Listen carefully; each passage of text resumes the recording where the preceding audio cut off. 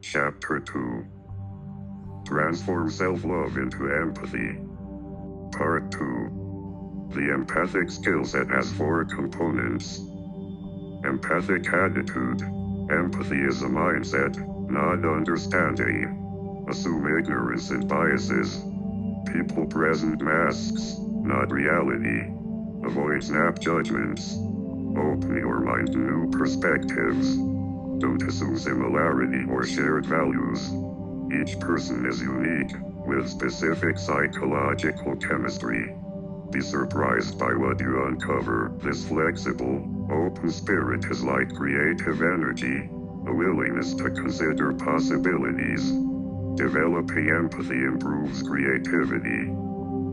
Start this attitude transformation in daily conversations. Reverse your impulse to talk and give opinions. Instead, listen actively. Cut off your inner monologue and give full attention. Quality listening is key. Mirror back what the other person says or left unsaid. You sense this. It will be seductive.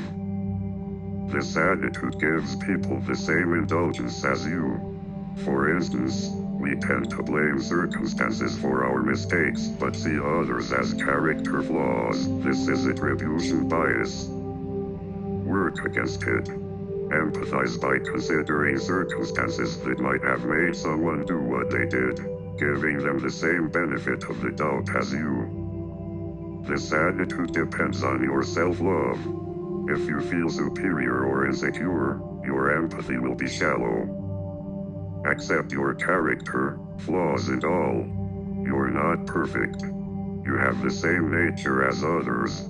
Laugh at yourself and let slides pass. From inner strength, you can focus outward. Visceral empathy. It's an emotional attunement tool. We can read others' thoughts, but we can pick up their feelings and moods. We're prone to catching their emotions. Our physical boundaries are more permeable than we realize. People affect our moods. Turn this physiological response into knowledge. Pay attention to people's body language and tone of voice. When they talk, their feeling tone matches or doesn't match their words. This tone can be confidence, insecurity, or defensiveness. Arrogance, frustration, and elation manifest physically in their voice, gestures, and posture. Detect these tones before paying attention to their words. A defensive tone will mirror yours. Key to understanding people's intentions is their emotions. Every intention has an emotion behind it. Beyond their words, you can attune yourself to their goals, which will register physically. For instance, someone's sudden interest in your life, unusual attention, and genuine attempts to connect may indicate a real connection. However, if it seems unreliable, it could be a distraction or a means of manipulation. Focus on the overall feeling tone, not just their words. How deeply are they listening? Are they making consistent eye contact? Does it feel like they're absorbed in themselves? If they're the object of sudden attention but seem unreliable, they likely intend to ask something of you or use you. Empathy depends on mirror neurons, which fire when we watch someone do something as if we were doing it ourselves. This allows us to put ourselves in others' shoes and feel what it's like. Studies show that high empathy individuals are excellent mimics. They unconsciously imitate expressions like smiles and winces in pain, gaining a feel for others' emotions. Seeing someone smile and in a good mood can be contagious. You can consciously use this power to understand others' emotions. Others mimic facial gestures or recall similar experiences to evoke emotions. Before writing Roots, Alex Haley spent time on a ship to recreate the claustrophobic horror slaves experienced. This visceral connection allowed him to immerse himself in their world. Mirroring people triggers an empathetic response. Physical and emotional, crossed legs and other gestures indicate physical and emotional connection. Consciously mimicking someone can induce a connection. Nodding and smiling deepen it. Even better, absorb the other person's mood and reflect it back, creating rapport.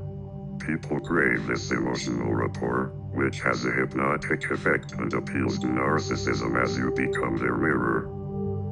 Practice empathy with distance. Avoid complete emotional entanglement for analysis and control. Excessive and obvious mimicry can be creepy. Subtle nodding, smiling, and mirroring at selected moments are best. Analytic empathy. You understand friends and partners deeply due to information about their tastes, values, and family background. We often adjust our impressions as we gain more information. Physical empathy is powerful, but analytic empathy is crucial, especially for people we find resistant or hard to understand. We naturally judge and categorize them, but for most others, it's an excellent challenge to improve our skills.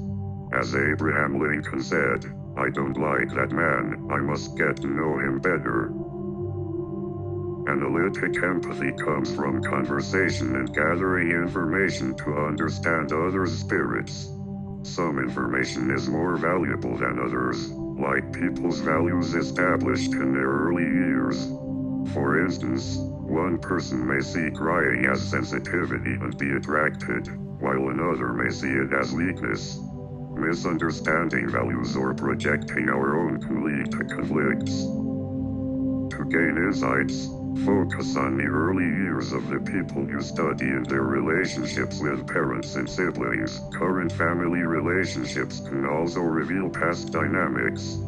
Pay attention to their reactions to authority figures to gauge their rebellious or submissive streak. Their taste in partners also provides clues. If people are reluctant to talk, try open-ended questions or start with a sincere admission of your own to build trust. People love talking about themselves and their past, and it's usually easy to get them to open up. Look for sensitive topics, see Chapter 1 and understand their culture from their experience. If they're from another culture, your goal is to find what makes them unique, different from you and others. Empathy involves a process. To ensure progress, get feedback from people. Direct feedback involves asking them about their thoughts and feelings to gauge your accuracy. Indirect feedback comes from sensing rapport and how techniques work. To improve, interact with more people and meet a variety of them.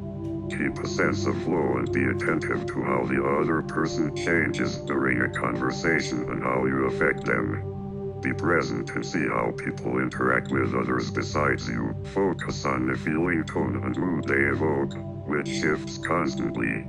As you improve, you will discover more cues about their psychology. Mix the visceral with the analytic. Seeing improvement in your skill level will excite and motivate you. You'll notice a smoother life, avoiding conflicts and misunderstandings. The deepest human need is to be appreciated.